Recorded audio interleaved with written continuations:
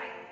In last lecture we have seen what is microprocessor, what are the components of microprocessor, the functions of microprocessor, as well as the detailed explanation of arithmetic and logic unit.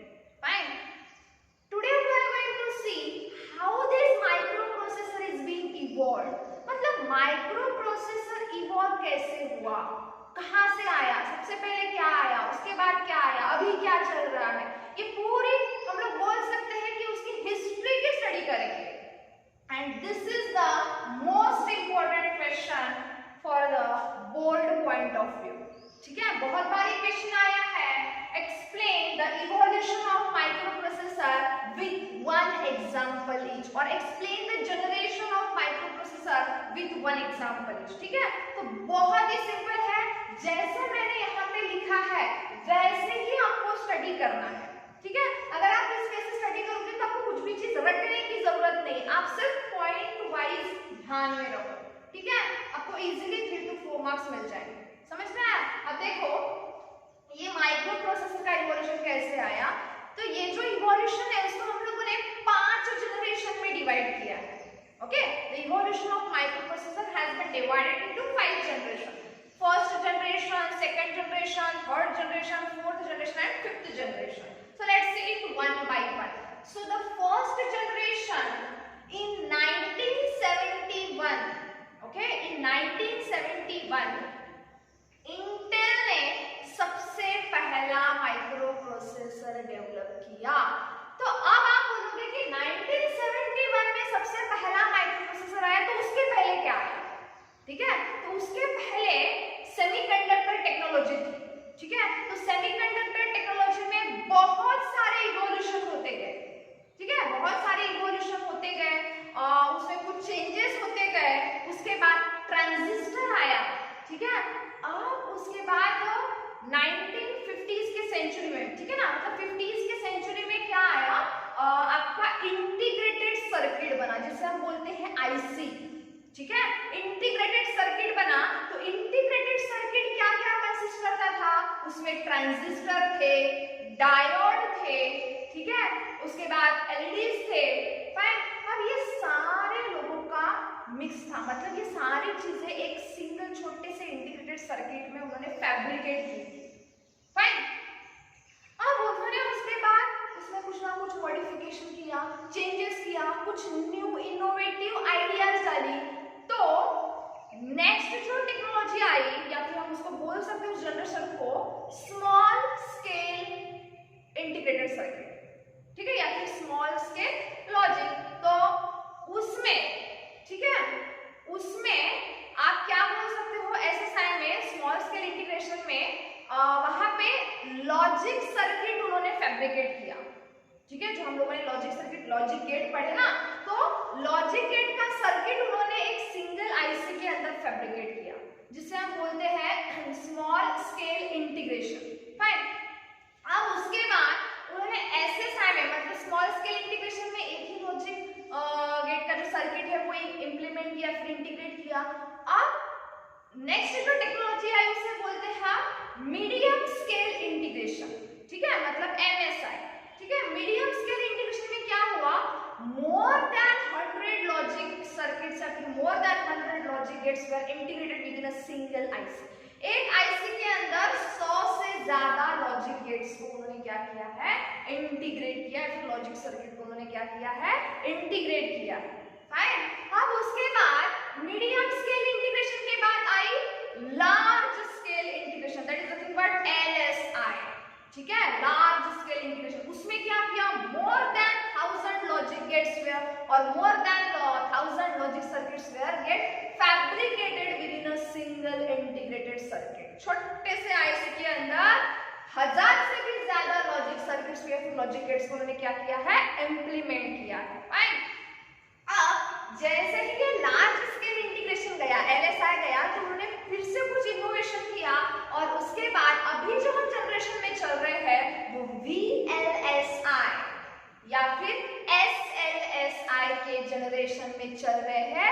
That is nothing but very large scale integration और super large scale integration. ठीक है,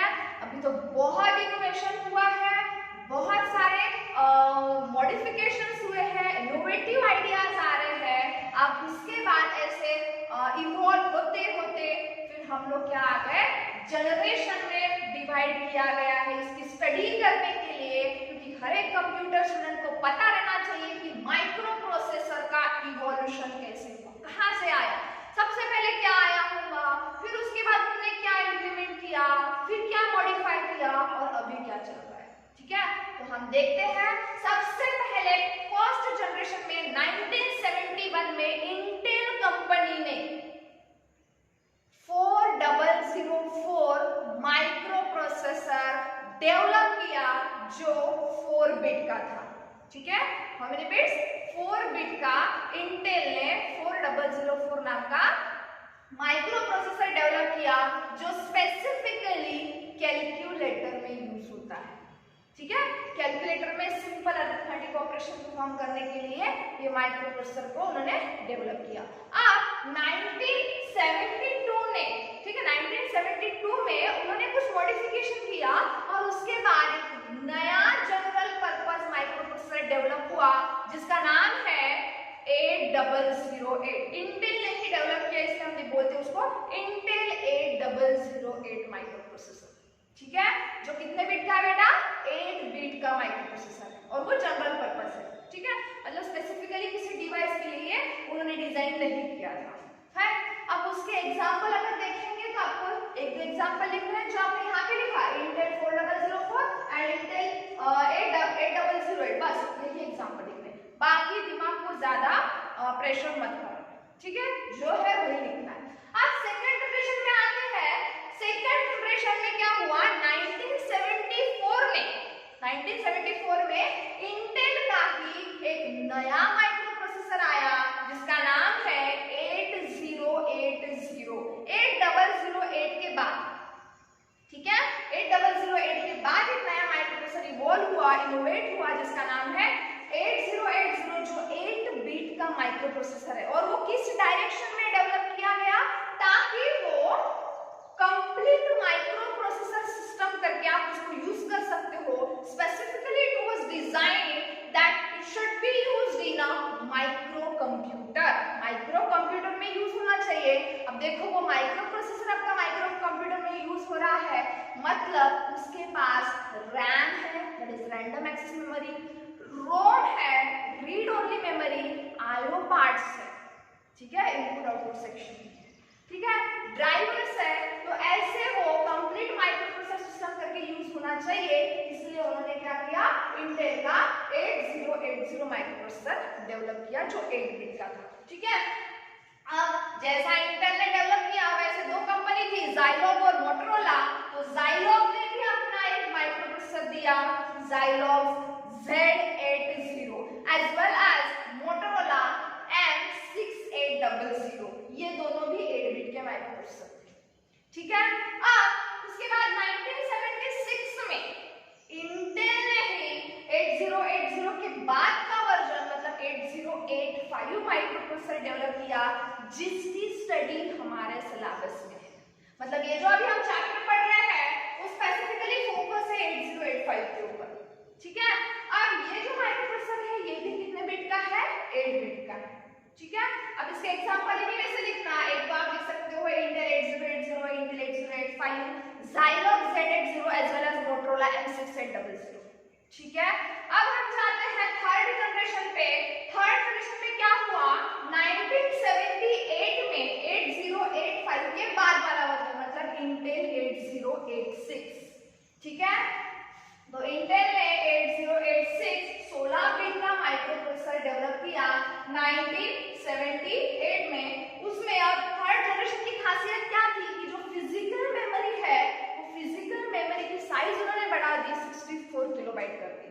ठीक है, so it provides the physical memory और you can say that memory space will be of 64 kilobyte. अब देखो जैसे Intel का नेक्स्ट वर्जन आया 8086 का 16 बिट का, वैसे ये लोग चुप बैठेंगे क्या, Zilog और Motorola वाले, उन्होंने भी डेवलप किया। तो Zilog का Z8000 वर्जन आया और Motorola का 68000 का वर्जन आया। ठीक है, ये दोनों भी माइक्रोप्रोसेसर 16 बिट के। फाइन, ठीक है, अब उसके बाद अब यही एग्जांपल आप लिख सकते हो Intel 8086, Zilog Z8000 as well as Motorola 68000 000। अब उसके बाद हम जाते हैं फोर्थ जनरेशन में। फोर्थ जनरेशन में 1981 में पहला 32 बिट माइक्रो प्रोसेसर डेवलप किया इंटेल कंपनी ने, जिसका नाम था इंटेल 80386। ठीक है, अब इसकी खासियत क्या थी? ये फिजिकल मेमोरी 4 GB तक प्रोवाइड करता था। It provide the physical memory of 4 GB as well as full arithmetic execution देता था। ठीक है, फुल अरिथमेटिक एग्जीक्यूशन को आपको क्या करता था? प्रोवाइड करता था। अब 1981 के बाद 1987 में मोटोरोला ने भी एक अपना नया 32 बिट का माइक्रो प्रोसेसर डेवलप किया, जिसका नाम है, अब ये क्या बोलते हैं, 68000 के बाद वाला वर्जन, मतलब 68020। ठीक है, अब इसके एग्जांपल अगर आपको लिखना है तो Intel 80386, Intel 80486, Motorola 68020। These are the examples of your fourth generation 32 bit वाले। ठीक है, और फिफ्थ जनरेशन की अगर बात करेंगे तो फिफ्थ जनरेशन में ही अभी हम चल रहे हैं। ठीक है, यहाँ पे जो माइक्रो प्रोसेसर ने डेवलप किए स्टार्टिंग में वो 64 बिट वाले थे। ठीक है, इस जनरेशन को स्पेसिफिकली हम बोलते हैं पेंटियम जनरेशन, क्योंकि यहाँ पे पेंटियम 1, 2, 3, 4, ठीक है, ऐसे माइक्रो प्रोसेसर डेवलप किए गए। समझ में आया? और दूसरी बात कि इस पेंटियम जनरेशन का ही मतलब यहाँ पे जो इंटेल के 80486 तक के वर्जन थे, 80386 और 486, तो जो 586 है वो फिफ्थ जनरेशन में आता है। ठीक है, ये कंफ्यूज मत होना, आपको एक क्वेश्चन आएगा, उस वक्त मैं आपको बताऊंगी कि एक तो पेंटियम के फीचर्स पूछेंगे या फिर 80586 के फीचर्स पूछेंगे। ठीक है, वो चैप्टर में हम देखेंगे। ठीक है, तो this is all about your evolution of microprocessor. यहाँ पे 4 बिट और 8 बिट का आया, 8 बिट का। ठीक है, तो यहाँ पे पूरे के पूरे 8 बिट क्या है, थर्ड जनरेशन में 16 बिट क्या है, फोर्थ जनरेशन में 32 बिट क्या है, और फिफ्थ जनरेशन में 64 बिट क्या है। Okay, so this is all about the evolution of microprocessor. If you really like this video, then don't forget to hit the like button and share this video. And to get the notification of new videos, please subscribe our channel of Educate Yadavara Mahadivya.